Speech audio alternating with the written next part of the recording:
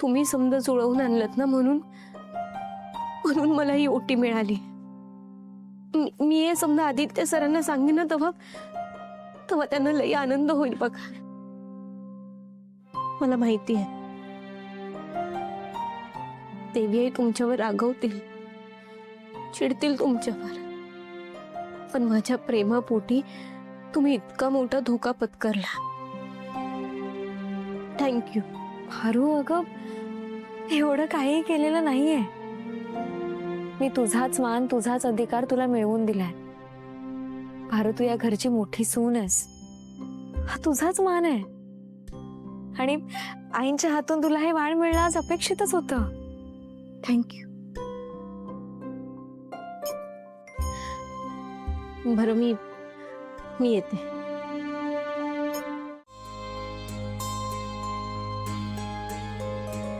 अरे सांगितलं ना, काही झालेलं नाहीये, बरं आहे मी. चला आवरा तुम्ही आता. नाही नाही नाही बाबा, एक मिनिट. हे बघा, काही त्रास होत असेल तर सांगा ना, आपण करू त्यावर काहीतरी. तुम्हाला सांगितलं ना मी, काही झालेलं नाहीये मला, बरं आहे मी. अहो, तुमच्यासारखं असं पॉझिटिव्ह माणूस, नेहमी हसत खेळत आयुष्य जगणारा माणूस पहिल्यांदा असं काहीतरी नेगेटिव्ह बोलतोय. नाही नाही, काहीतरी झालंय. काय आहे ते सांगा. हे प्रीतम ऐक माझं, मला काही झालेलं नाहीये. आणि ऐका, उद्या तुम्ही तिकडे गेल्यानंतर तिकडे काय काय झालं हे सगळं नीट मला सांगायचंय, कळलं ना? हो बाबा, सगळं नीट सांगणार तुम्हाला. प्रीतम, जास्त विचार नको करू, काही झालेलं नाही मला, बरं आहे मी. हा ना, यो शर्ट आहे ना, एकदम एकदम खुलून दिसतोय तुम्हाला. मला सांग, यासाठी पैसे कुठून आणले? आदित्य सर, आजच्या दिवशी पैशांचा विचार अजिबात करायचा नाही. माझ्यासाठी पैशांपेक्षा तुम्ही जास्त महत्वाचे आहात. आता सांग, पैसे कुठून आले? मी टिफिनच्या पैशातनं घेतलाय शर्ट. तुम्हाला आवडला नाहीये का? नाही. हा, आवडलंय, ऑब्व्हियसली आवडलं. माझ्या बायकोने माझ्यासाठी शॉपिंग केली, मला का नाही आवडणार? काय ना, माझ्या बायकोची निवड ही चांगलीच आहे. चल. ऐ, पारू, अगं तू निघालीस परीक्षेला जायला? हो.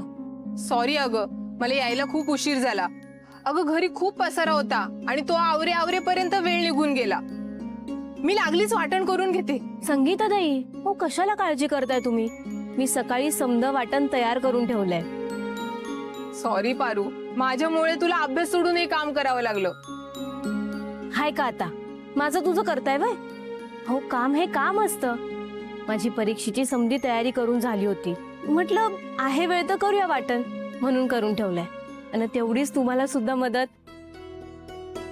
पारू अगं, तुझ्यासारखी सखी सगळ्यांना भेटो. तुला पेपरसाठी खूप खूप शुभेच्छा. थँक्यू. निघायचं का? वय, आम्हाला उशीर होते, निघायला हवं. हो, चला. मी सर्व आवरून घेते. वय. काय कुठे चाललात तुम्ही दोघे? नाही म्हणजे एवढी तयारी करून कुठे चाललात? दामिनी काकू, आम्ही ना ते जरा. हा, मला माहिती ना तुम्ही कुठे चाललात ते.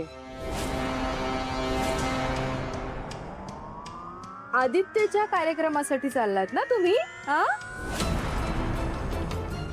वहिनी जा विचारायला. विचारा. दामिनी, ते दोघे जण फिरायला जात असतील.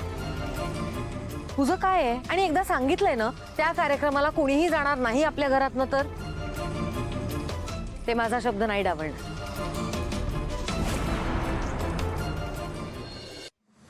एक्सासू मॉम, हे तर तुम्ही म्हणता ना.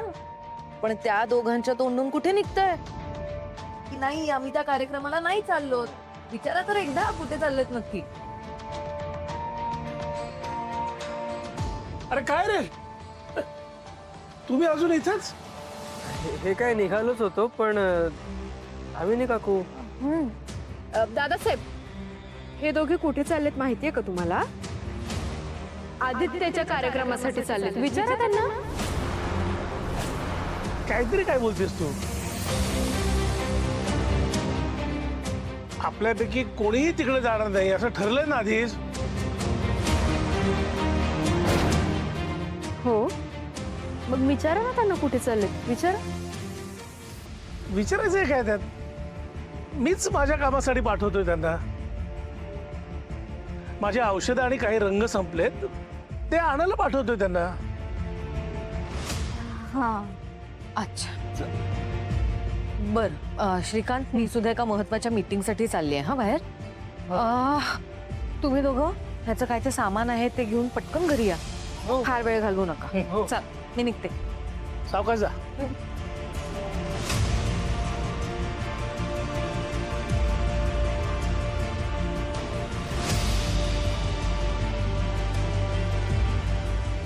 जा लवकर. हो मग सामान आणायचं, चला ना. काय